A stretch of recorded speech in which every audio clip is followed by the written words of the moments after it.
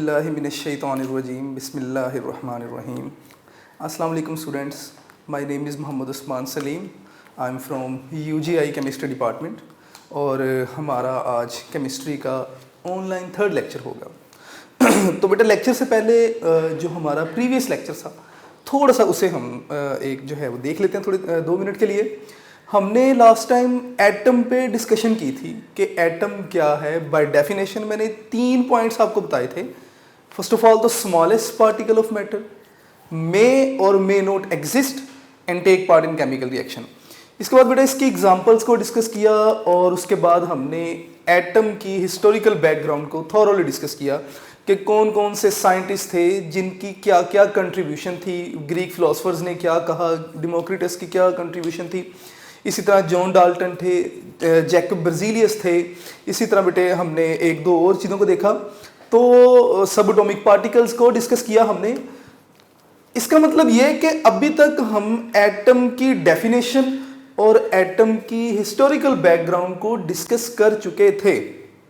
ये एटम है जनाब, ये पहले लोगों ने ये कहा, ये कहा, ये कहा, आज ये है एटम। अब एक शौक डेवलप होना शुरू हो गया कि क्यों ना एटम को देखा जाए कि एटम दिखता किसकी तरह है। मेरी तरह दिखता है, आपकी तरह दिखता है, या इसकी कोई अलग ही शेप है। क्यों ना अब एटम को देखा जाए। तो अब एटम को देखने के लिए जो साइंटिस्ट थे उनकी एफर्ट्स स्टार्ट हो गई कि क्यों ना अब एटम की शक्ल देखी जाए, एटम का स्ट्रक्चर देखा जाए कि एटम किसकी तरह दिखता है।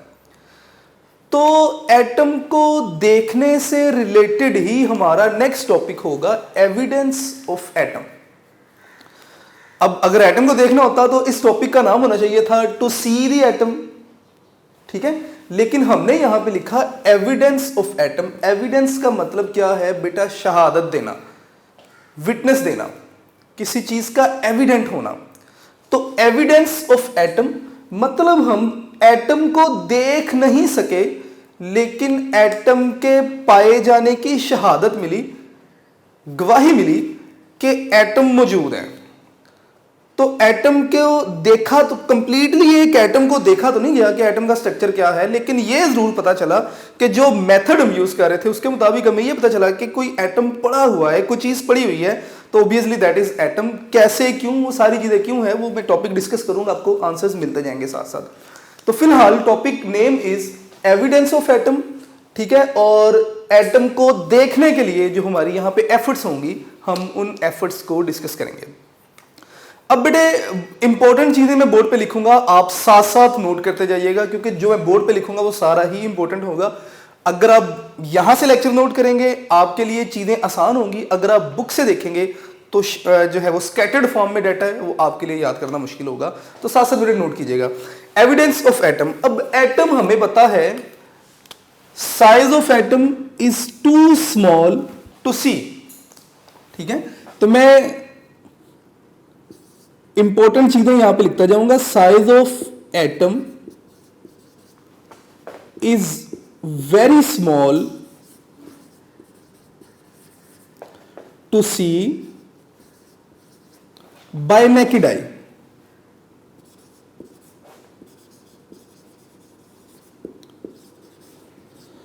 कि आप एटम को आम आंख से नहीं देख सकते। क्यों नहीं देख सकते? क्योंकि हमें पता है कि एटम का साइज बहुत ही स्मॉल है। कितना स्मॉल है? वो कहते हैं आपकी बुक में जो एक फुल स्टॉप है उसमें तकरीबन 2 मिलियन एटम मौजूद होते हैं। आपकी बुक आप ओपन करें उसमें एक जो फुल स्टॉप लगा होगा उसमें 20 लाख यानी कि 2 मिलियन एटम्स मौजूद होंगे। तो इट मीन्स कि वाकई ही एटम का साइज तो बहुत ही स्मॉल है, इसे नेकेड आई से नहीं देखा जा सकता। तो फिर कैसे देखेंगे?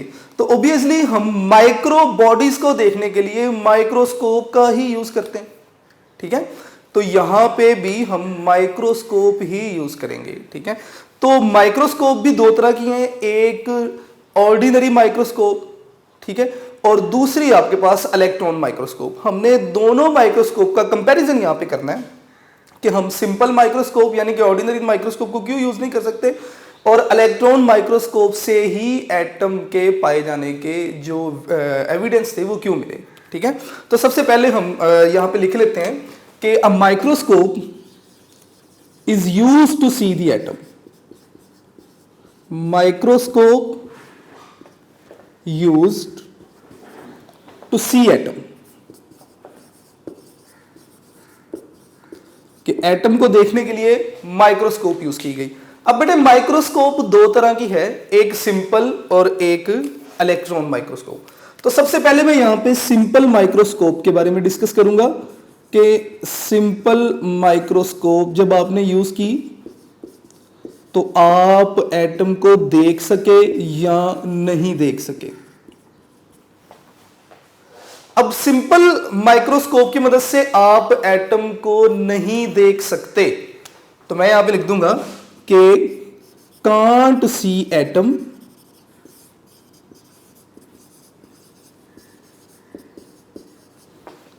Bye simple microscope. आप सिंपल माइक्रोस्कोप से एटम को नहीं देख सकते। भाई क्यों नहीं देख सकते? कोई ना कोई रीजन तो होगी। जी बिल्कुल, इसकी रीजन जो है वो मौजूद है। वो कहते हैं जी कि सिंपल माइक्रोस्कोप में जो आपने सोर्स यूज किया वो सोर्स क्या था? विजिबल लाइट थी। अगर आप गौर से सुनेंगे जो नए वर्ड्स आ रहे हैं मैं उनके बारे में भी डिस्कस करूंगा, लेकिन कंडीशन यही है कि आपका फोकस इधर होना चाहिए और साथ साथ नोट करते जाइएगा। तो सिंपल माइक्रोस्कोप से आप एटम को नहीं देख सके। क्यों नहीं देख सके? उसकी रीजन क्या थी? वो कहते हैं इसमें जो सोर्स था वो क्या था? विजिबल लाइट थी। ऑर्डिनरी जो लाइट होती है वो लाइट थी।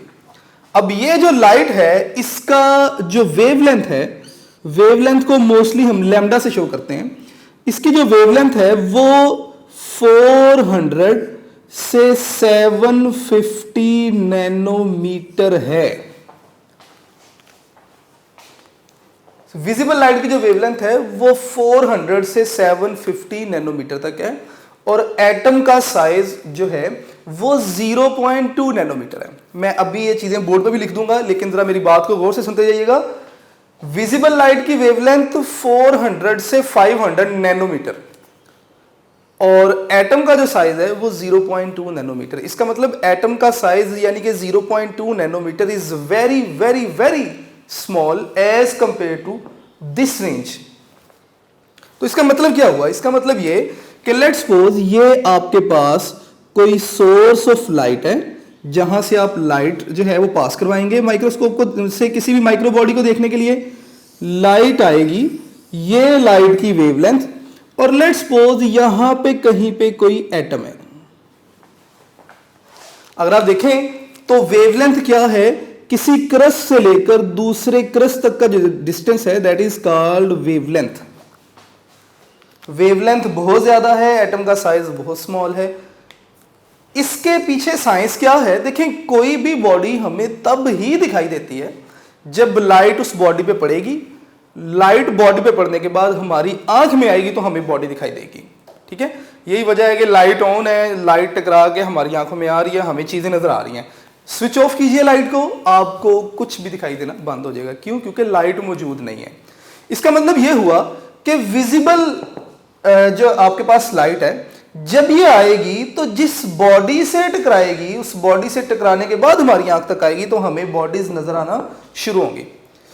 लेकिन विजिबल लाइट की वेवलेंथ इतनी ज्यादा है कि उसके एटम को टकराए जाने के चांसेस बहुत कम है, इनफैक्ट नहीं है। ठीक है, तो इसी वजह से आप सिंपल माइक्रोस्कोप की मदद से एटम को देख ही नहीं पाते, क्योंकि एटम का साइज इतना स्मॉल है कि विजिबल लाइट एटम से टकराती ही नहीं और टकराएगी नहीं तो ऑब्वियसली हमें बॉडीज दिखाई नहीं देंगी। तो ये वजह है कि आप विजिबल लाइट से एटम को नहीं देख सकते। ठीक है, मैं एक दो चीजें यहाँ पे लिख देता हूँ फॉर इंपॉर्टेंट इंफॉर्मेशन कि सिंपल माइक्रोस्कोप से आप कितने साइज की बॉडी को देख सकते हो।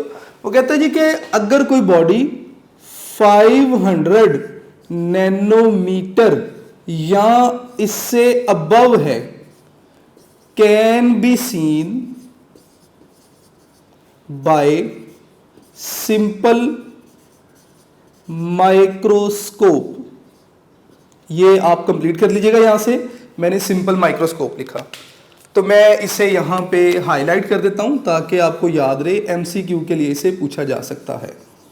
तो कौन से साइज की बॉडीज को सिंपल माइक्रोस्कोप से आप देख सकते हैं? ऐसी बॉडीज जिनका साइज 500 नैनोमीटर या इससे अबव है। यहां पे एक और इंफॉर्मेशन कि 1 नैनोमीटर क्या है, वो कहते हैं जी कि 1 nanometre is equal to 10⁻⁻⁹ metre. ये भी बेटे आपको पता होना चाहिए। यहाँ पे ये कुछ MCQs के लिए इंपॉर्टेंट चीजें हैं, इन्हें साथ साथ देखते जाइएगा। बुक में डायग्राम नहीं है, आप ढूंढते नहीं रहिएगा कि यार ये सर ने कहीं बनाई थी बोर्ड पे, ये बुक में मिली नहीं। तो बुक में नहीं है, मैंने आपको समझाने के लिए डायग्रामेटिकली बताया। ठीक है, अब नेक्स्ट चलते हैं जी। फिर हमने क्या किया, एटम को देखने के लिए इलेक्ट्रॉन माइक्रोस्कोप यूज की। तो नेक्स्ट हम डिस्कशन करेंगे अबाउट इलेक्ट्रॉन माइक्रोस्कोप। तो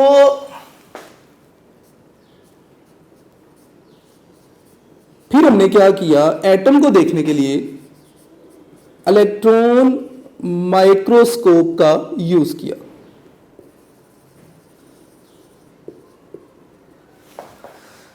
जब हमने इलेक्ट्रॉन माइक्रोस्कोप का यूज किया तब भी हम एटम को नहीं देख सके, लेकिन जो हमारे पास इलेक्ट्रॉन माइक्रोस्कोप थी वो हमें यह बता रही थी कि कुछ ना कुछ मौजूद है।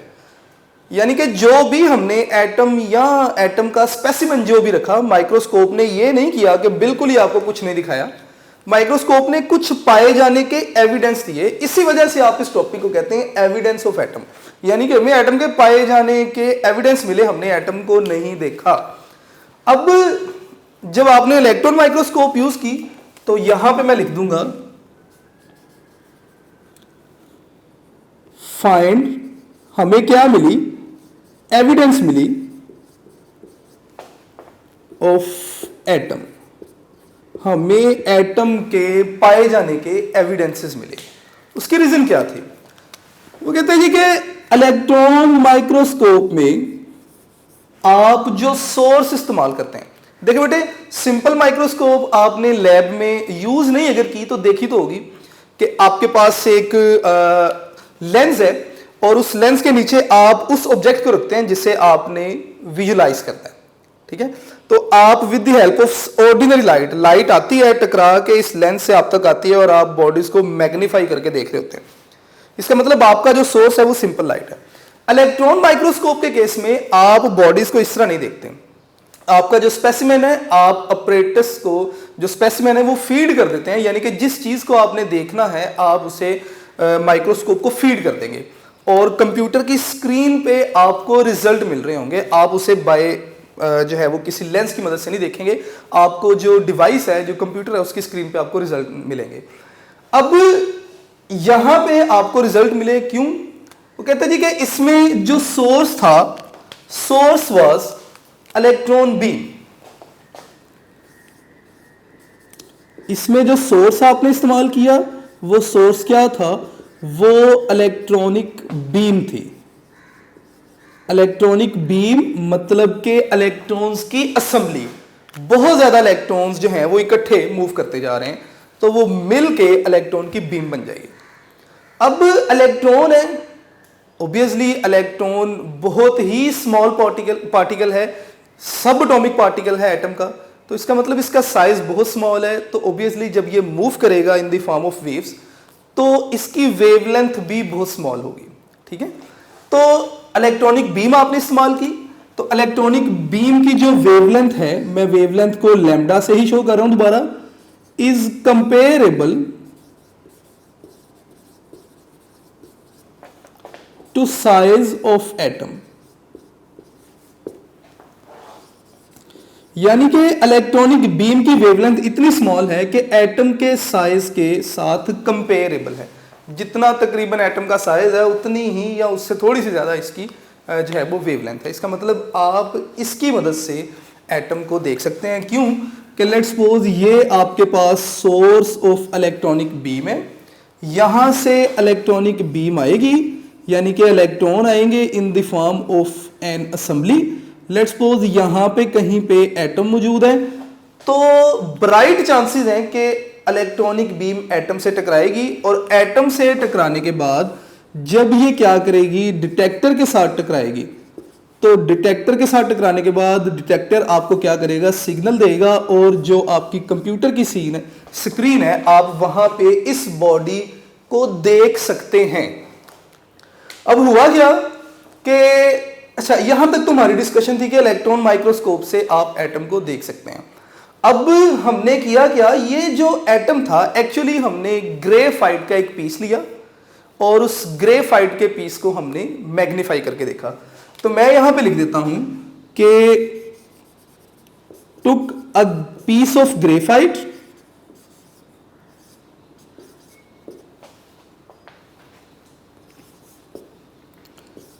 आपने एक ग्रेफाइट के पीस को लिया और इलेक्ट्रॉन माइक्रोस्कोप की मदद से आपने ग्रेफाइट के पीस की जो इमेज आपको मिल रही थी आपने उसे 15 मिलियन टाइम्स मैग्नीफाई करके देखा। ठीक है, तो मैं यहां पे लिख देता हूं कि एंड मैग्नीफाइड इट्स इमेज, आपने इसकी इमेज को मैग्नीफाई किया। कितना मैग्नीफाई किया? By 15 million times. आपने इसकी इमेज को 15 मिलियन टाइम्स, 1 मिलियन बटा 10 लाख, तो आपने 15 मिलियन टाइम्स मैग्नीफाई करके देखा। तो आपको जो इमेज मिली यहां पे, वो इमेज कुछ इस तरह थी कि कंप्यूटर की स्क्रीन में आपको दिखाया कि यहां पे कुछ बैंड्स बने हुए हैं, ब्राइट बैंड्स भी हैं और डार्क बैंड्स भी हैं। मैं ड्राइंग बेटे इतनी अच्छी नहीं है तो कहीं कोई मिस्टेक हो तो देख लीजिएगा।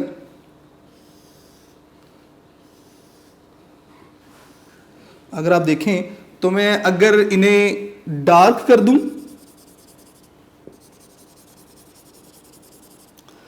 तो आपकी बुक पे आपको ये डायग्राम मिलेगी भी, आप जरा बुक से भी कंफर्म कर लीजिएगा। ठीक है, अगर आप देखेंगे तो ये डार्क बैंड्स हैं और ये इनके दरमियान में जहां मैंने कलर नहीं किया ये ब्राइट बैंड्स हैं। ठीक है, तो ये जो आपको इमेज मिली इसमें डार्क बैंड्स भी थे और ब्राइट बैंड्स भी थे। तो यहां पे कहता है कि ये जो ब्राइट बैंड्स हैं ये क्या शो कर रहे हैं? Bright bands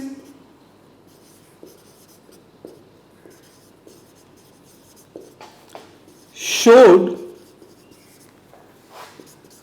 the layer of carbon atoms, कि ये जो ब्राइट बैंड्स थे इन्होंने कार्बन एटम की लेयर शो की। इसका क्या मतलब है? देखो बेटे, ग्रेफाइट के बारे में हमें थोड़ी सी इंफॉर्मेशन होनी चाहिए इसे समझने के लिए। ग्रेफाइट कार्बन का जो है वो एक उसकी कार्बन की ही फॉर्म है। ठीक है, अब ग्रेफाइट में होता क्या है, इसमें कार्बन कार्बन एटम्स मौजूद हैं और कार्बन का जो स्ट्रक्चर है वो लेयर स्ट्रक्चर होता है। ऐसा नहीं है कि 3 डायमेंशनली जिधर से मर्जी बॉन्ड्स बन रहे हैं और एक स्ट्रक्चर बिल्ट होता जा रहा है, ऐसा नहीं है। कार्बन लेयर्स की फॉर्म में एक दूसरे के साथ अटैच होते हैं। ठीक है, तो वो कहता है जी कि एक लेयर कार्बन की ये है, दरमियान में खाली जगह, फिर लेयर आ गई कार्बन की, फिर लेयर आ गई कार्बन की, फिर लेयर आ गई कार्बन की। तो इसका मतलब कि इलेक्ट्रॉन माइक्रोस्कोप ने ग्रेफाइट के लेयर स्ट्रक्चर को भी कंफर्म कर दिया साथ के वाकई ग्रेफाइट का लेयर स्ट्रक्चर होता है। तो यहां तक तो इंफॉर्मेशन थी अबाउट इलेक्ट्रॉन माइक्रोस्कोप की। अब नेक्स्ट हम डिस्कस करते हैं कि एटम का साइज किस रेंज में है। ठीक है, अब एटम के साइज को स्टडी करने के लिए हमने एक्सरे स्टडीज की हेल्प ली। बेटा ये साइड में रिमूव कर रहा हूं क्योंकि मुझे बोर्ड चाहिए, तो अगर यहां से आपने नोट नहीं किया तो कुछ 4-5 सेकंड है, आप ले लें, आप इसे देख लें।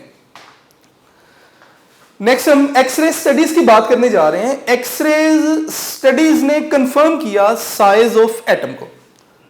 ठीक है, तो किस तरह कंफर्म किया ये तो हमारी फिलहाल डिस्कशन नहीं है, लेकिन जो वैल्यूज मिली वो वैल्यूज जरूर आपको बता देगी यहां पे कि एक्सरे स्टडी ने कंफर्म किया कि एटम का जो साइज है वो 0.2 नैनोमीटर उसका डायमीटर होगा।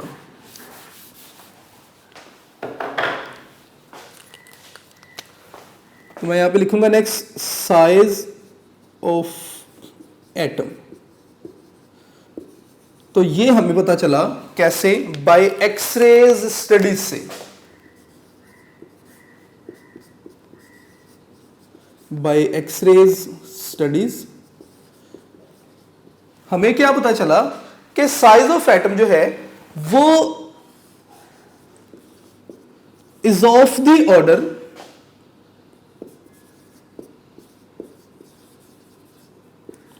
Of 0.2 nanometre.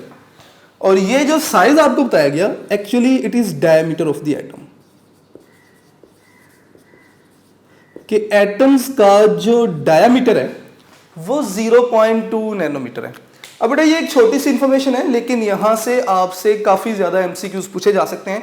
मैं एक एग्जांपल लिख लेता हूं उसकी, कि लेट्स सपोज ए आपके पास मैं लिख लेता हूं जी 0.2 नैनोमीटर, बी हम लिख लेते हैं जी 0.1 नैनोमीटर, सी हम लिख लेते हैं जी कि 0. या हम लिख लेते हैं जी 2 एंगस्ट्रॉन, और डी हम लिख लेते हैं जी कि ए एंड सी लिख लेते हैं जी।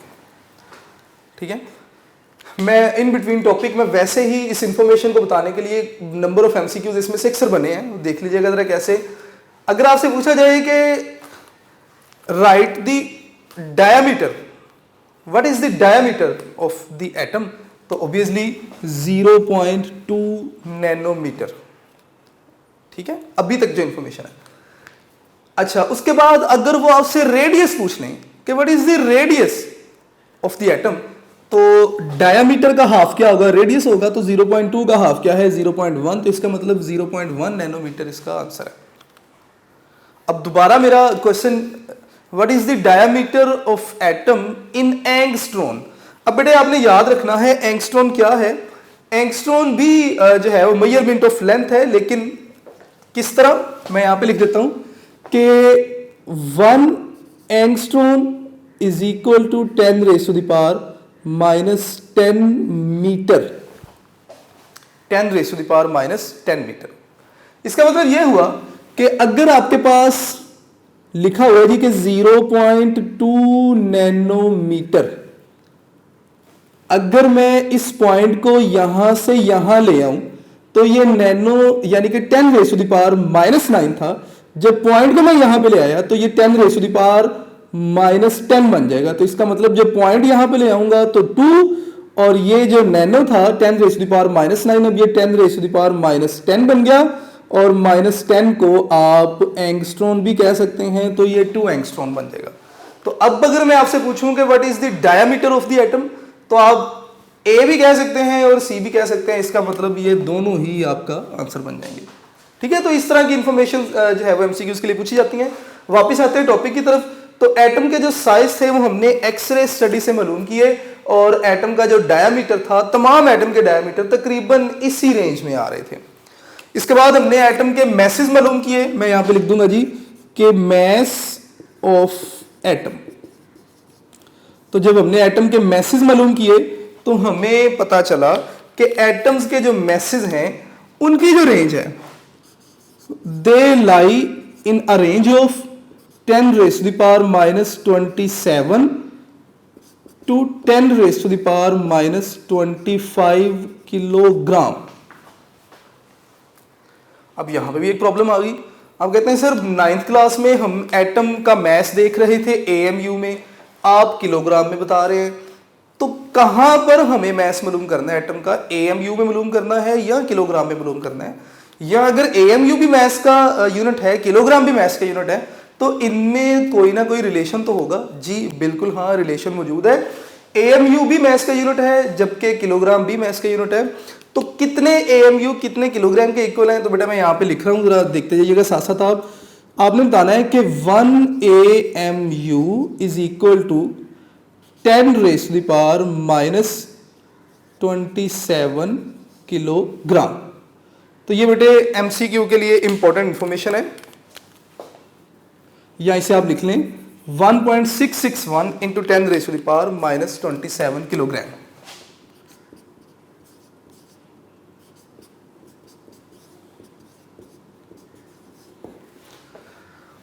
ये बेटे इंपॉर्टेंट इंफॉर्मेशन है एएमयू के लिहाज से, तो इसको बेटा जरा आप देख लीजिएगा, ठीक है। और इसके अलावा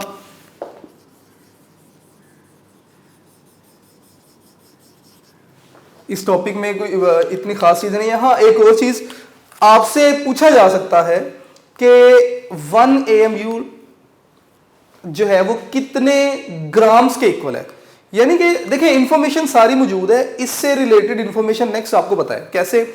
अगर वो AMU का आपसे ग्राम्स में पूछ ले तो ऑब्वियसली आप लिखेंगे कि 1 AMU is equal to 1.661 into 10⁻⁻24 gram. अगर किलोग्राम में पूछेगा तो -27 और अगर ग्राम्स में पूछेगा तो -24।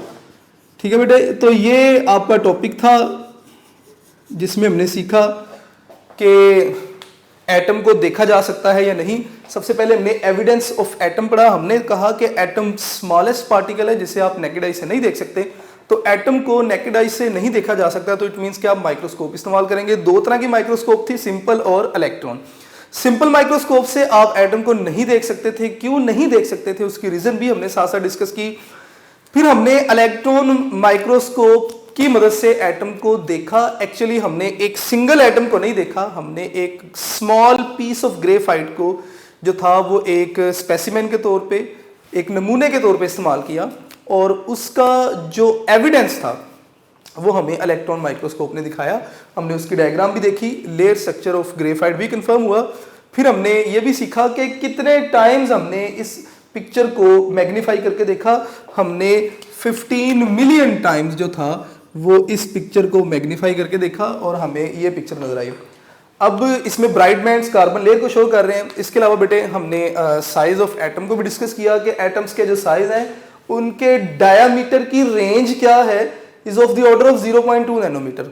अगर आपको एंगस्ट्रॉन में पूछा जाए तो 2 एंगस्ट्रॉन, अगर रेडियस पूछा जाए तो 1 नैनोमीटर, और अगर रेडियस एंगस्ट्रॉन में पूछा जाए तो ऑब्वियसली 1 एंगस्ट्रॉन हो जाएगा। इसके बाद बेटे हमने मैसेज ऑफ एटम्स को डिस्कस किया कि एटम्स के जो मैसेज हैं उनकी रेंज क्या है, 10⁻⁻27 टू 10⁻⁻25 किलोग्राम है। इस टॉपिक के लिए आपके पास कल का काम ये होगा कि आपने इसमें से 5 MCQs बनाने हैं, ठीक है, और आपने 5 MCQs अपने तौर पे बना के उन्हें देखना भी है, और अगर आपको कोई चीज़ मुश्किल लगे आपने उसके बारे में पूछना भी है। ठीक है बेटे, तो इसके बाद नेक्स्ट हमारे पास जो टॉपिक आता है दैट इज मॉलिक्यूल। तो हम नेक्स्ट मॉलिक्यूल की डेफिनेशन को देखते हैं और उसको डिस्कस भी करते हैं जी। तो बेटे नेक्स्ट हमारे पास जो टॉपिक है दैट इज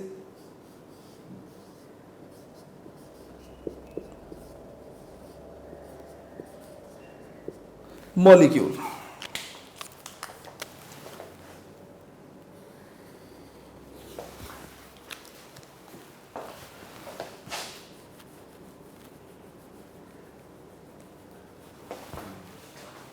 बल्कि इससे भी रिमूव कर दें क्योंकि obviously we have to use the board. अब मॉलिक्यूल क्या है, हम 9th क्लास से ये सीखते आ रहे हैं कि जब डिफरेंट एटम्स मिलते हैं they combine and form molecule. बिल्कुल ठीक है, यूनिवर्सल डेफिनेशन है ये। अगर कभी आपको डेफिनेशन भूल भी जाए मॉलिक्यूल की तो आप शॉर्ट की ये यूज कर सकते हैं, लेकिन यहाँ पे जो देखें कुछ चीज़ें हैं जो आपको क्लियर होनी चाहिए। आपको अगर कोई शॉर्ट क्वेश्चन पूछा जाता है which is the definition of molecule या किसी भी स्पीशीज की, तो आपने कोशिश करनी है कि वही वर्ड यूज़ किया जाए जो बुक में लिखे हुए हैं। आप कोशिश करें कि वही वर्ड यूज़ करें, ठीक है। तो यहाँ पे हमने मॉलिक्यूल की डेफिनेशन लिखनी है। तो मॉलिक्यूल को हम इस तरह डिफाइन करेंगे कि smallest particle of pure substance. मैं डेफिनेशन लिखने के बाद उसे क्लियर भी करूंगा, जरा पहले आप देख लीजिए। Smallest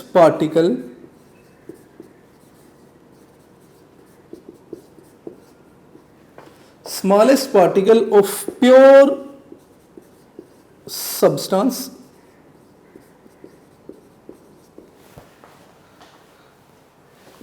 which can exist independently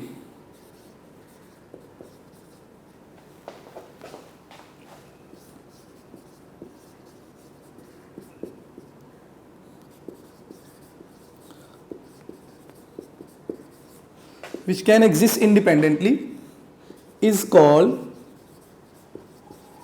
molecule. यानी कि इसमें दो इंपॉर्टेंट वर्ड्स आ रहे हैं। एक तो ये स्मॉलेस्ट पार्टिकल है, मैटर नहीं, प्योर सब्सटेंस। मैटर इसलिए नहीं क्योंकि मैटर प्योर भी हो सकता है और इम्प्योर भी, लेकिन हमने मॉलिक्यूल को डिफाइन करना है तो हम प्योर सब्सटेंस के लिए से बात करेंगे। प्योर सब्सटेंस क्या होते हैं? कोई एटम भी हो सकता है या कोई कंपाउंड भी हो सकता है, लेकिन कंपाउंड वो जो लॉ ऑफ डेफिनेट प्रोपोर्शन को फॉलो करे, यानी कि उसमें हमेशा एटम्स की एक फिक्स रेशो हो। For example water is a pure substance. क्यों? क्योंकि वाटर को जहां भी आप देखेंगे वाटर में हमेशा हाइड्रोजन के 2 एटम और ऑक्सीजन का 1 एटम होगा, मतलब वो लॉ ऑफ डेफिनेट प्रोपोर्शन को फॉलो करेगा। तो water is a type of pure substance. ठीक है, तो अब बात हो रही थी यहाँ पे प्योर सब्सटेंस की, तो smallest particle of pure substance which can exist independently, जो आजादाना रह सके, वो मॉलिक्यूल कहलाते हैं। मतलब मॉलिक्यूल को एटम्स की तरह जरूरत नहीं है कि वो कभी उसके साथ रिएक्ट करें, कभी उसके साथ रिएक्ट करें और फिर वो एग्जिस्ट करें इंडिपेंडेंटली। नहीं, मॉलिक्यूल आजादाना रह सकते हैं, इंडिपेंडेंटली एग्जिस्ट कर सकते हैं। मॉलिक्यूल्स को बार बार रिएक्शंस करने की जरूरत नहीं है। हाँ, मॉलिक्यूल रिएक्शन कब करते हैं? जब हम कंडीशन अप्लाई कर देते हैं, टेम्परेचर बढ़ा दिया, मॉलिक्यूल्स रिएक्ट करने के लिए रेडी हो जाएंगे। कैटलिस्ट दे दिया, मॉलिक्यूल्स रिएक्ट करेंगे। किसी मॉलिक्यूल को वैसे ही तोड़ दिया, मॉलिक्यूल रिएक्ट करेंगे। किसी मॉलिक्यूल के इलेक्ट्रॉन निकाल दिए, मॉलिक्यूल अनस्टेबल हो गया, रिएक्ट करेंगे। लेकिन नेचुरली मॉलिक्यूल्स इंडिपेंडेंटली एग्जिस्ट करते हैं, वो आमतौर पर रिएक्ट नहीं करते। अब बेटे इसकी एग्जाम्पल अगर हम देखें तो नंबर ऑफ एग्जाम्पल्स हैं मॉलिक्यूल्स की। ठीक है, एग्जाम्पल्स में आपके पास H2 मॉलिक्यूल सबसे पहले सिंपलेस्ट से हम बात स्टार्ट करेंगे। ठीक है, इसी तरह क्लोरीन Cl2, इसी तरह आपके पास वाटर मॉलिक्यूल भी आ जाते हैं। और इसी तरह जो नेक्स्ट न्यू इंफॉर्मेशन होगी वो हीलियम एटम या नियोन एटम एटसेट्रा। अब प्रॉब्लम ये है कि मैंने स्टार्ट में बात की थी कि आप हमारे पास एज स्टूडेंट कंसेप्ट बन चुका है, जब एटम्स मिलते हैं तो मॉलिक्यूल बनाते हैं। चलो इसको मान लिया मॉलिक्यूल, इसमें 2 हाइड्रोजन एटम है। इसे क्लोरीन मान लिया, इसमें 2 क्लोरीन एटम है। इसे वाटर को भी मॉलिक्यूल मान लिया क्योंकि इसमें 3 टोटल एटम मौजूद हैं। हीलियम तो अकेला एटम है, इसे आपने मॉलिक्यूल क्यों कहा? या नियोन अकेला एटम है, इसे आपने मॉलिक्यूल क्यों कहा? क्योंकि हीलियम और नियोन मॉलिक्यूल की डेफिनेशन को सेटिस्फाई करते हैं, इसलिए ये एटम भी हैं और मॉलिक्यूल भी हैं। कैसे? अगर आप हीलियम की बात करें तो हीलियम जो है वो स्मॉलेस्ट पार्टिकल है प्योर सब्सटेंस का। तो प्योर सब्सटेंस भी तो मैटर ही है, तो इसका मतलब हीलियम स्मॉलेस्ट पार्टिकल है मैटर का। ठीक है, और ये इंडिपेंडेंटली एग्जिस्ट करता है। नोबल गैसेस हैं, ये रिएक्ट नहीं करती।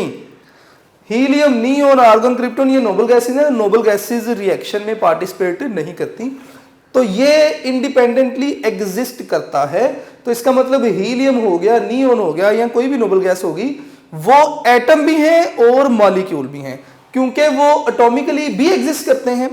जो है वो एटम भी है क्योंकि एटम की डेफिनेशन को भी सेटिस्फाई करते हैं, और मॉलिक्यूल है क्योंकि मॉलिक्यूल की डेफिनेशन को भी सेटिस्फाई करते हैं।